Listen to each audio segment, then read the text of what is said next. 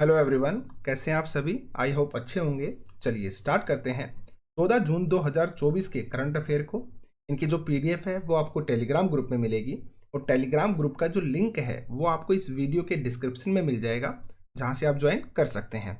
अगर आप daily current affair को एक टेस्ट की फॉर्म में देना चाहते हैं तो हमारी एप्लीकेशन है फाउंडेशन क्लासेस बाय अमित के नाम से, आप इसे डाउनलोड कर सकते हैं। इसके फ्री मटेरियल सेक्शन में जब आप जाएंगे तो वहाँ पे आपको डेली जो करंट अफेयर है वो टेस्ट की फॉर्म में मिल जाएगा। आपके लिए आज का क्वेश्चन है कि भारत के एक्सिम बैंक ने हाल ही में किस देश में अपना कार्यालय खोला है? नैरोबी, वाशिंगटन, बुडापेस्ट या फिर न्यूयॉर्क। और इसका जो आंसर है वो आपको कमेंट सेक्शन में कमेंट करके बताना है। तो चलिए अब आगे बढ़ते हैं। अंतर्राष्ट्रीय एल्बिनिज्म जागरूकता दिवस जो है वो कब मनाया जाता है?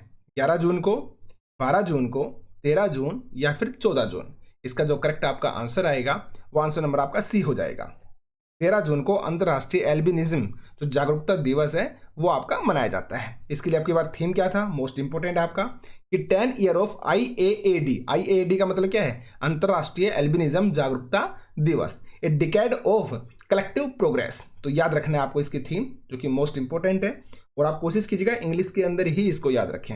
अच्छा, अब आपके माइंड में आ रहा होगा कि एल्बिनिज्म का मतलब क्या होता है। तो देखिए, ये एक तरह का आपका आनुवांशिक विकार है, यानी जो जेनेटिक डिसऑर्डर है आपका ये।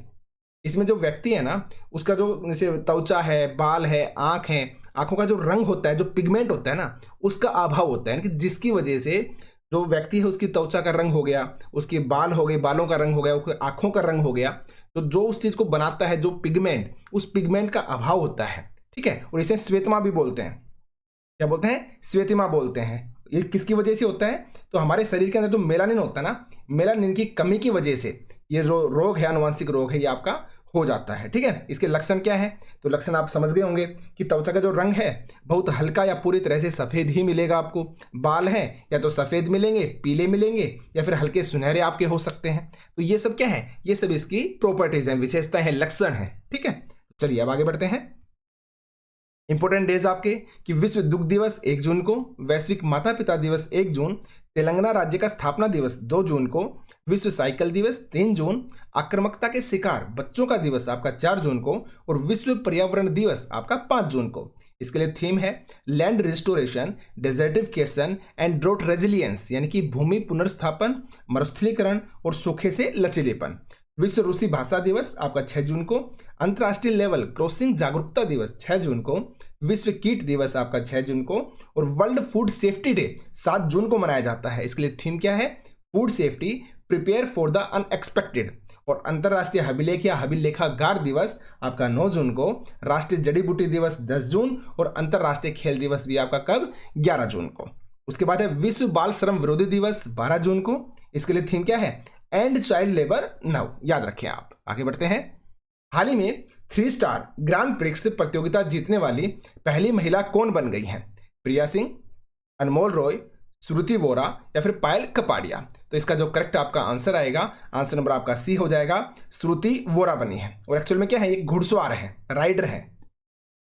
तो इससे आपको क्या समझ में आया कि जो 3 स्टार ग्रांड प्रिक्स जो प्रतियोगिता होती है, कॉम्पिटिशन होता है, किससे रिलेटेड है? आपकी घुड़सवारी से रिलेटेड है। इससे रिलेटेड है, घुड़सवारी से रिलेटेड है। और ये जो प्रतियोगिता है कहां पर हुई थी? आपके स्लोवेनिया के अंदर ये आपकी प्रतियोगिता हुई थी, जिसके अंदर जो फर्स्ट विजेता कौन रही? श्रुति वोरा जी रही। अगर आपसे पूछा जाए सेकंड पे कौन है, तो मोल्दोवा की है तातियाना एंटोनेको। तातियाना एंटोनेको आपके सेकंड स्थान पर रही, और ऑस्ट्रिया की है जूलियन जेरिच, ये आपकी थर्ड स्थान पर रही थी। बाकी आप इनका नाम याद रखेंगे, मोस्ट इंपोर्टेंट है श्रुति वोरा। आगे बढ़ते हैं। क्या आप इमेज के अंदर देख सकते हैं? श्रुति वोरा जी हैं। संयुक्त राष्ट्र ने किस वर्ष को क्वांटम साइंस एंड टेक्नोलॉजी का वर्ष घोषित किया है? 2024 को, 2024 या 25, 2026 या फिर 2027। तो इसके लिए जो करेक्ट आपका आंसर आएगा, आंसर नंबर बी हो जाएगा कि 2025 को संयुक्त राष्ट्र ने क्वांटम साइंस एंड टेक्नोलॉजी का जो वर्ष है वो घोषित किया है। आप इमेज के अंदर देख सकते हैं, international year of quantum science and technology 2025। इसके साथ आप क्या याद रखोगे कि इससे पहले जो संयुक्त राष्ट्र महासभा है उसने क्वांटम विज्ञान और प्रौद्योगिकी दिवस घोषित करने से पहले किस किस का वर्ष घोषित किया 2025 को? तो सहकारिता का अंतर्राष्ट्रीय वर्ष, शांति और विश्वास का अंतर्राष्ट्रीय वर्ष और ग्लेशियर संरक्षण का अंतर्राष्ट्रीय वर्ष, ये वर्ष भी किसको घोषित किया गया है? 2025 को ही। तो आपको चारों ही याद रखने हैं, क्वांटम विज्ञान और प्रौद्योगिकी, सहकारिता का अंतर्राष्ट्रीय वर्ष, शांति और विश्वास का अंतर्राष्ट्रीय वर्ष और ग्लेशियर संरक्षण का अंतर्राष्ट्रीय वर्ष। याद रखना आपको 2025 को घोषित किया गया है। अगर आपसे पूछा जाए 2024 जो आपका चल रहा है, ये किसके लिए घोषित किया गया है? तो कैमेलिड्स के लिए। अब आपके माइंड में आ रहा होगा कि कैमेलिड्स होता क्या है, तो आप यहाँ पे देखिए, ये आपके कैमेलिड्स है, यानी आपका जो ऊंट होता है ना, कैमल होता है ना ऊंट, तो ऊंट की जितनी भी प्रजातियां हैं, ठीक है, वो सारी की सारी इसके अंदर आती है। जैसे बैक्टीरियन कैमल हो गया, एल्पेका होगा, ग्वेनाको हो गया, वल्कुना हो गया, तो ये सारे के सारे किस्में आएंगे, लामा हो गया, तो ये सब आपकी जो ऊंट की एक तरह से जो किस्म होती है ना, उसके लिए घोषित किया गया 2024 को। तो ये भी आप इसके अंदर याद रख सकते हैं। आगे बढ़ते हैं। 2025 FIH हॉकी प्रोस जूनियर विश्व कप की जो मेजबानी है वो कौन सा देश करेगा? FIH आप समझ गए होंगे, FIH का मतलब क्या होता है, यानी international hockey federation, international hockey federation, ठीक है। इसका हेडक्वार्टर कहां पे, अगर मैं आपसे पूछूं तो इसका हेडक्वार्टर स्विट्जरलैंड के अंदर। कहां पे है? स्विट्जरलैंड में। स्विट्जरलैंड की अगर प्रॉपर जगह भी पूछे तो लुसाने स्विट्जरलैंड के अंदर FIH इसका हेडक्वार्टर है। तो कौन सा देश मेजबानी करेगा ये पूछा गया है, केन्या, अमेरिका, भारत या फिर ब्राजील। तो इसके लिए जो करेक्ट आपका आंसर होगा, आंसर नंबर सी हो जाएगा। 2025 के अंदर जो भारत है, भारत इसकी मेजबानी करने वाला है। इसके अंदर आपकी टोटल 24 जो टीम्स हैं वो हिस्सा लेंगे, ये भी आप याद रख सकते हैं। और कब होगा आपका? दिसंबर के अंदर, दिसंबर 2025 के अंदर ये खेला जाएगा। 24 टीमें इसके अंदर हिस्सा लेंगे, याद रख सकते हैं आप। आगे बढ़ते हैं। अच्छा, एक चीज और याद रख सकते हैं आप कि अगर इससे पूछा जाए कि 2023 में कहां पे हुआ था, तो आपके जो कुआलालंपुर है मलेशिया के अंदर, कुआलालंपुर मलेशिया के अंदर 2023 में हुआ था, ये भी आप याद रख सकते हैं। ठीक है, आगे बढ़ते हैं। हाल ही में UFC फाइट जीतने वाली पहली भारतीय महिला कौन बन गई है? इन्होंने इतिहास रख दिया है, पहली भारतीय महिला है जिन्होंने UFC फाइट को जीता है। UFC का मतलब होता है अल्टीमेट फाइटिंग कॉम्पिटिशन। UFC की फुल फॉर्म क्या है? Ultimate fighting competition. मैं लिख देता हूं, अल्टीमेट फाइटिंग कॉम्पिटिशन। आप समझ गए होंगे। तो जीतने वाली पहली भारतीय महिला कौन बनी है? अनमोल रॉय, प्रीति सहरावत, पूजा तोमर या फिर अंजलि रॉय। तो इसका जो करेक्ट आपका आंसर होगा, आंसर नंबर आपका सी होगा, पूजा तोमर। और ये आपके उत्तर प्रदेश के यूपी के मुजफ्फरपुर जिला है, उसके बुढ़ाना गांव से, यूपी के मुजफ्फरपुर के बुढ़ाना गांव से ही हैं ये पूजा तोमर। और इन्होंने इस फाइट को जीत लिया है। इन्होंने हराया किसको? तो ब्राजील की है रेयाना डोस सेंटोस, ब्राजील की रेयान डोस सेंटोस को इन्होंने हराया और फर्स्ट मेडल इन्होंने हासिल किया। आप इमेज के अंदर देख सकते हैं, ये है पूजा तोमर।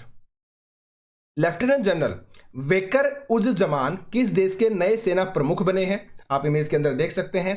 तो नेपाल, भूटान, म्यांमार या फिर बांग्लादेश। तो इसके लिए जो करेक्ट आपका आंसर रहेगा, आंसर नंबर आपका डी हो जाएगा। ये बांग्लादेश के नए आपके सेना प्रमुख बने हैं। नाम क्या है? वेकर उज जमान, याद रखेंगे आप। आगे बढ़ते हैं। हाल ही में COAI यानी कि cellular operators association of India के जो अध्यक्ष हैं वो कौन बने हैं? हाल ही में COAI cellular operators association of India के जो अध्यक्ष बने हैं वो कौन बने हैं? राहुल वत्स, अभिजीत किशोर, राकेश रंजन या फिर प्रदीप कुमार त्रिपाठी। तो इसके लिए जो करेक्ट आपका आंसर आएगा, आंसर नंबर आपका बी हो जाएगा। अभिजीत जो किशोर हैं ये बने हैं COAI के अध्यक्ष। और हाल ही में किसके अध्यक्ष और भी हैं या CO हैं, चीफ ऑपरेटिंग ऑफिसर हैं ये VI के, जो आपका वोडाफोन आइडिया जो कंपनी है उसके COO हैं, चीफ ऑपरेटिंग ऑफिसर हैं किशोर, अभिजीत किशोर जी। तो अब इनको अध्यक्ष बनाया गया है COAI का। अगर हम उपाध्यक्ष की बात करें तो राहुल वत्स जो फर्स्ट पे आपको दिख रहे हैं ना, ये उपाध्यक्ष नियुक्त हुए हैं COAI के।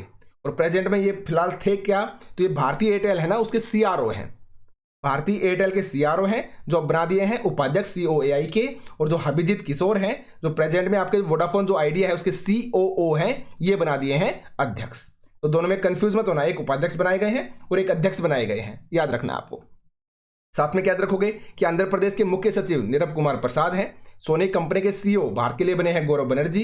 लोकपाल का सचिव नियुक्त आईएएस प्रदीप कुमार त्रिपाठी।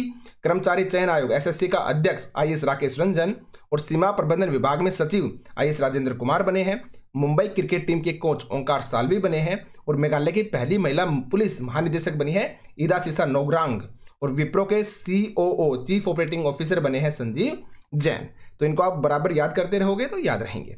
हाल ही में G7 की बैठक का आयोजन कहां पर किया जा रहा है? इटली, फ्रांस, अमेरिका या फिर कनाडा? तो इसका जो करेक्ट आपका आंसर आएगा, आंसर नंबर फर्स्ट होगा इटली, क्योंकि यहाँ पे जो प्रधानमंत्री मोदी हैं वो फिलहाल गए हैं, ठीक है। और G7 में आपके सदस्य होते हैं कौन कौन? संयुक्त राज्य America, Canada, France, Germany, Italy, Japan और यूके, यूनाइटेड किंगडम। ये आपके G7 के अंदर ये सदस्य होते हैं। ये 7 याद रख सकते हैं आप, इंपॉर्टेंट है, याद रख लीजिएगा इसको आप। विश्व बैंक के अनुसार वित्त वर्ष 2025 के लिए भारत की जीडीपी में कितने प्रतिशत बढ़ोतरी होने का अनुमान है? 6.1%, 5.2%, 6.6 या फिर 7.1%?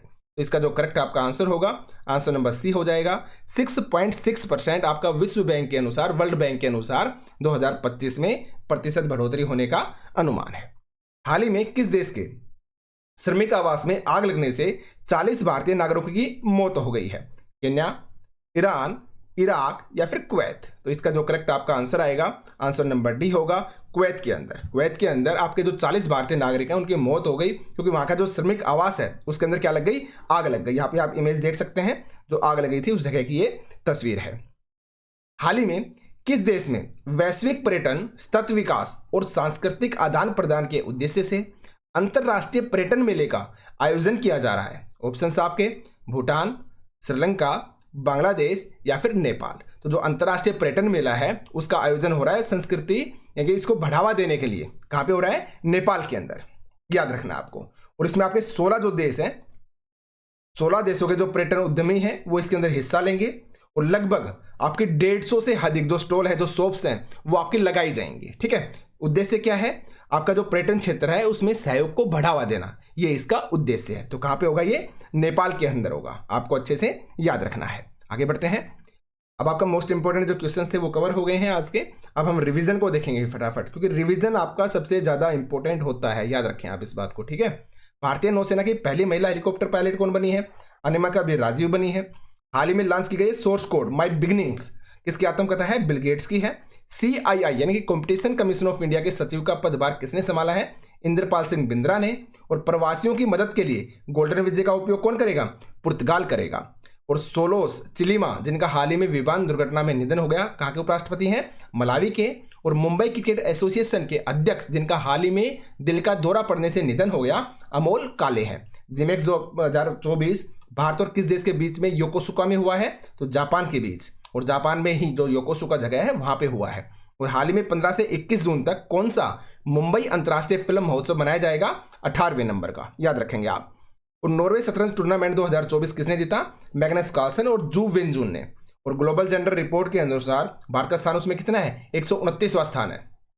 फर्स्ट आपके आइसलैंड का और लास्ट आपका सूडान है। भारत के नए चीफ ऑफ आर्मी स्टाफ कौन होंगे? उपेंद्र द्विवेदी, जो आपके 30 जून के बाद से अपने कार्यभार को संभालेंगे। किस भारतीय खिलाड़ी ने अपना 6th ATP चैलेंजर टेनिस खिताब जीता है? तो सुमित नागपाल ने जीता है। और MotoGP भारत के 2025 संस्करण का आयोजन कौन करेगा? नोएडा उत्तर प्रदेश में होगा। और किस राज्य की सरकार महाराणा प्रताप टूरिस्ट सर्किट में 100 करोड़ का निवेश करेगी? राजस्थान सरकार करेगी। और ये आपका 2025 से 2029 तक कहां पे होगा? आपका नोएडा के अंदर ही होगा हर बार। हाल ही में किस देश की संसद और नेशनल असेंबली को राष्ट्रपति द्वारा भंग कर दिया गया है? तो फ्रांस की। और भारत के एक्सिम बैंक ने हाल ही में किस देश में अपना कार्यालय खोला है? नैरोबी, केन्या के अंदर। और हाल ही में स्लोवाकिया और किस देश ने शांतिपूर्ण चंद्र अन्वेषण के लिए आर्टेमिस समझौता किया है? पेरू के साथ, याद रखना आपका, स्लोवाकिया और पेरू ने, ठीक है भाई। ये आपके आज के करंट अफेयर थे। अगर आप वीकली करंट अफेयर देखना चाहते हैं तो लास्ट वीडियो हमारी 29 मई से 6 जून वाली है, आप प्लेलिस्ट में जाके देख सकते हैं। वहां पे आपको वीकली करंट अफेयर के नाम से प्लेलिस्ट मिलेगी, जिसमें मई से लेकर जून तक के आपके डल चुके हैं। नेक्स्ट वीडियो भी आपको बहुत ही जल्द देखने को मिल जाएगी। चलिए भैया, आज के सेशन में इतना ही था। थैंक यू, धन्यवाद।